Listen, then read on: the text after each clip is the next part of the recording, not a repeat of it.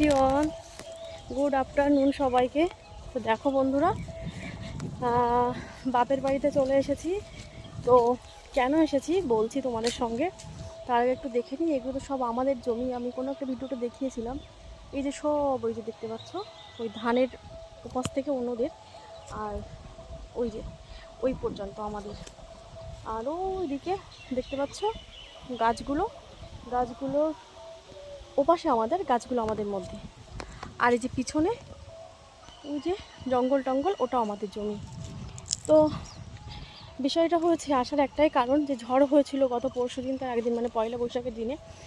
তো সেদিন কিন্তু আমাদের ওদিকটাতে, মানে আমার শ্বশুরবাড়ির ওদিকটাতে কিন্তু ঝড় বৃষ্টি তেমন বুঝতে পারিনি, সব জায়গাতে সমান হয়নি। তো এদিকে এত পরিমাণ ঝড় হয়েছে আমার বাপের বাড়ির দিকে, আসলে আমি আসার সময় পাইনি। ফোন করে তো মায়ের কাছ থেকে সবসময় মানে খোঁজ খবর নিচ্ছি।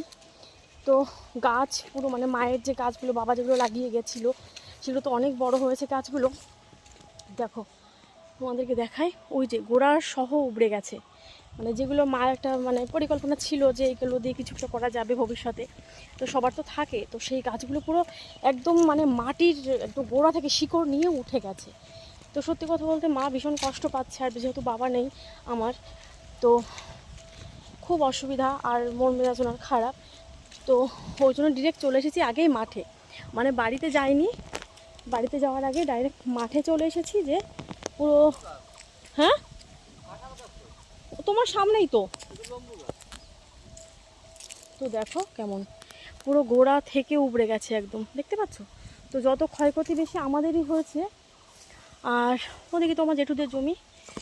তো এই হয়েছে পরিস্থিতি। তো এলাম, মা কান্না করছিল তার জন্য। তো ভেবেছি যে আজকে মানে রবিবার, ছেলের ছুটি আছে, তো একটু চলে এসেছি দুজনে মিলে।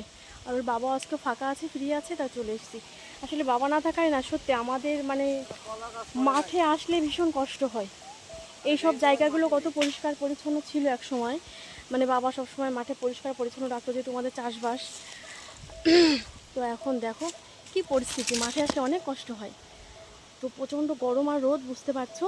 তো তোমাদের সঙ্গে একটু শেয়ার করলাম। মা ছিল মাঠে, মা বাড়িতে চলে গেছে। তো চলো বন্ধুরা, টাটা সবাইকে। অনেকেরই ক্ষয়ক্ষতি হয়েছে ঝড়ে প্রচুর। ওরা অনেক দিকে মানে বুঝতেই পারিনি, ঝড়টা সব দিকে সমান হয়নি যেহেতু। তো আমার বাপের বাড়ির দিকে প্রচুর ঝড় বৃষ্টি হয়েছে, এবং আমার শ্বশুর বাড়ির দিকে কিন্তু বেশি একটা অসুবিধা হয়নি। তো চলো বাড়ির দিকে যাই। আর ওর বাবা ঘুরে ঘুরে দেখছে কোন দিকে কি হয়েছে, ওই যে ওই সাইডটাতে। তো টাটা সবাইকে, বাড়ি যাই, একটু মায়ের সাথে কথাবার্তা বলি, আমাকে আবার চলে যেতে হবে, কিছু সময়ের জন্য এসেছি। টাটা।